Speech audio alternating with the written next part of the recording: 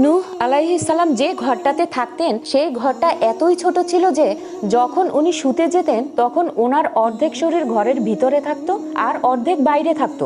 যখন মালাকুল মউত ওনার রূহ কবজ করতে আসলেন তখন সে নূহ আলাইহিস সালামকে জিজ্ঞাসা করলেন, হে আল্লাহর নবী, আপনার ছোট্ট জীবনটা এই ঝুপড়ি ঘরেই কাটিয়ে দিয়েছেন, আপনি চাইলেই তো একটা ভালো ঘর বানাতে পারতেন, কিন্তু আপনি কেন তা করেননি? তখন নূহ আলাইহিস সালাম বললেন, আমি শুধু তোমার অপেক্ষায় থেকেই এই ঝুপড়ি ঘরে কাটিয়ে দিয়েছি। মালাকুল মউত বলল, এমন একটা জামানা আসবে যখন তাদের বয়স 100 বছরের চাইতেও কম হবে, কিন্তু তারা অনেক বড় বড় দালান কোঠা তৈরি করবে। তখন নূহ আলাইহিস সালাম বললেন, আমি যদি ওই জামানায় থাকতাম তাহলে আমার কপাল সিজদা থেকে কখনোই উঠাতাম না, আমার সারাটা জীবন সিজদাতেই কাটিয়ে দিতাম। প্রিয় দর্শক, কি হবে এত টাকা পয়সা অর্থ সম্পদ দিয়ে? মালাকুল মউত তো শুধু আপনার রূহটাই নিয়ে যাবে, আপনার এত ধন দৌলত বাড়ি গাড়ি কিছুই আপনার সাথে যাবে না।